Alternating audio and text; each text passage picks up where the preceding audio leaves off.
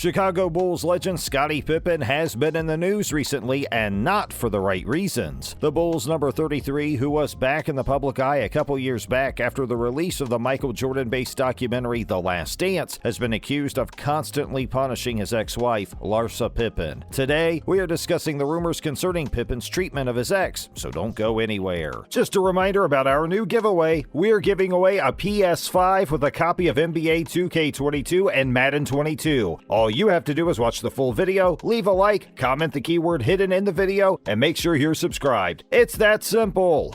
First up, let's take a look at the relationship a little more in detail. Scottie and Larsa met back in Chicago in 1995 when Scottie was playing for the Bulls in his first stint with the Illinois outfit. The pair married 2 years later, and the relationship bore 4 children. Pippen also has another son from his first marriage to Karen McCollum. After becoming married to Pippen, Larsa later went on to star in the Real Housewives of Miami. The couple's oldest son, Scottie Jr., also plays basketball and is on the team at Vanderbilt University. Youngest daughter, Sophia, has appeared on the first season of Dancing with the Stars Juniors. Their other 2 children, Preston and Justin, were born in 2002 and 2005 respectively. Pippen also has 2 other daughters from 2 previous relationships, taking the total count up to 7 kids, easily enough for his own Pippen basketball team. The couple had police visit their home twice back in 2016 after Larsa had called them, amidst reports Scottie had been verbally abusing her. Shortly after these incidents, Pippen himself filed for divorce after claims Larsa had cheated on him with rapper Future. He later retracted the filing as they tried to work things out. 2 years later, Larsa then filed for divorce, saying she was lonely, then he was never around, while also demanding spousal support for her and her 4 children. In now deleted tweets, Larsa had said, "I was married to him for 20 years. I did everything for him and my family. People change, and that's what really happened." Crazy, right? So what about these latest allegations? Stay tuned to find out more. A couple of weeks ago, on an episode of Real Housewives of Miami, Larsa revealed that Pippen had a rather nasty habit of punishing her when he didn't get what he wanted. She said, "I don't even know what's happening," before revealing that she was in fact trying to force him to sell their Miami mansion, which he undoubtedly paid for. As a result of her trying to force through the sale of the house they once shared, Pippen ordered her to send their youngest, Sophia, back to LA. She then went on to say how she felt traumatized and revealed that if he doesn't get his own way, he punches me. She later compared Pippen to Marvel's The Punisher. Larsa, in a vulnerable moment, explained that Pippen is used to getting what he wants and controlling the narrative, before going on to say, "This is like his last piece of control that he's got over me and the kids. He's only punishing me because I'm making him sell the house." She also claimed that Pippen wants her to know that he is in control and that he's pushing all the buttons because he sees her happiness as a threat. It must be difficult for Larsa, having become accustomed to a multi-millionaire lifestyle. Who is going to pay for all that now? Oh yes, Pippen, of course. What do you make of America's divorce laws? Pretty crazy, right? What else did Larsa have to say then? Larsa went on to claim that Pippen was simply jealous that she was rumored to be dating Minnesota Timberwolves player Malik Beasley, age 25. She definitely has a type, right? She went on to defend herself by saying that if dating someone younger than her makes her happy, she is going to do it, and why not? In another confession of how deluded rich people are, she revealed that just 5 years ago, she would have never dreamt of divorce as Scottie gave her everything she wanted, which she would never expect less of from a future fella. Side note, she made no reference to love or compatibility or anything else like that, simply how much money he spends on her and her lifestyle. Gag. She said, "I would expect so much. I would expect a guy to do so much for me because that's what I've had. If you're not going to do a whole bunch of things for me, then why would I want to be with you? I'd rather be alone." Pretty gross. One of her close friends claimed that she needs to cut all ties with Pippen as no man is going to be okay with her relationship with the former Bulls player. The friend went on to say that was no good for Larsa, presumably that she won't be able to find a man who will spend money on her like Pippen did. What do you make of her shallow comments? Let us know below. News of Scottie's former team, the Chicago Bulls. Now, stay with us. On Saturday night, the Bulls announced the signing of forward center Tristan Thompson from the Indiana Pacers. The Bulls are Thompson's 3rd team this season, having played for the aforementioned Pacers and also the Sacramento Kings. There is no mention of the terms Thompson signed for, but he has averaged 6.3 points and 5.3 rebounds this season during his time at both the Kings and the Pacers. Thompson comes with a wealth of experience, having played 707 games across 11 seasons, previously playing for the Cleveland Cavaliers and Boston Celtics, who he is most synonymous with. He played for the Massachusetts outfit for 9 seasons, becoming an NBA champion in 2016. Thompson had only been with the Pacers for a matter of days before he was waived by the Pacers last week. He was sent to Indiana as part of a deal, which saw Domantas Sabonis go out west. The Bulls also announced that they had released 29-year-old small forward Alfonzo McKinnie. The Chicago native was only signed in December of last year. He was signed as a reliever on a 10-day contract after multiple players on the Bulls roster had tested positive for COVID. But McKinnie was ultimately deemed surplus to requirements and was waived last week. It's a shame for the player, as he had previously described signing for the Bulls as the biggest dream coming true. What do you make of the Bulls trade business recently? Let us know below. We're talking about this weekend's All-Star Game now, so don't go anywhere. The NBA's All-Star Game went ahead this weekend with Team LeBron taking on Team Durant. LeBron's boys took the W with a 163-160 win, and Golden State Warrior Steph Curry put on a performance for the ages after he broke the record for the most three-pointers in the game, scoring no less than 16. Pretty crazy. Curry also bagged the very first Kobe Bryant All-Star Game MVP trophy. Any sort of defense was seriously absent during the game, which allowed Curry to dominate going forward. However, LeBron James didn't have anywhere near as much luck in front of the basket and missed 9 of his 11 attempted three-pointers. Even more bizarre was the fact that LeBron had a ton of uncontested layups and dunks, but even the greatest can suffer the occasional off night, right? He came good in the end, however, nailing a pretty difficult seeming fadeaway to make sure his team took the spoils. And the less said about the dunk contest, the better, really. One name on everyone's lips after seeing that monstrosity was Ja Morant, who is a fantastic dunker who should surely be taking part in it next season. A super athlete, he also possesses superb finishing force akin to someone like Derrick Rose. What did you guys make of this weekend's All-Star Game? Give us your thoughts below. And finally, more news from the All-Star Game, with MJ making an appearance. As we said, this past weekend saw the All-Star Game take place, and in attendance was Bulls legend Michael Jordan, who is keeping tabs on the league's biggest and best players. The league had gone all out this year, in what is the 75th anniversary of the NBA's inception, and had some of the best players on show. Jordan arrived late to the party after being expected to take part in the early festivities, but once he arrived, all cameras were on him. One player more than most that was surprised at his appearance, Luka Doncic. The Slovenian had his back turned when MJ saw an opportunity to surprise him. The legend snuck up behind him and hugged him from behind before sharing a genuine handshake and a quick chat, which was lovely to see. Jordan's known for being super competitive, so for him to be giving obvious props to a rival, although one of a different era, was somewhat surprising. Maybe he has mellowed a bit in his old age, although Doncic is one of his brand Jordan players, so maybe it's not too surprising. We also know Jordan has a bit of a soft spot for the Dallas Mavs players, once saying that Dirk Nowitzki was one of the few players who would have done well in his era. What did you guys make of MJ's appearance at the All-Star Game and his love for Luka? Let us know below. As always, thanks for swinging by today, and remember to join us next time. Also, if you haven't liked, shared, and subscribed to our channel yet, what are you waiting for? Adios, amigos.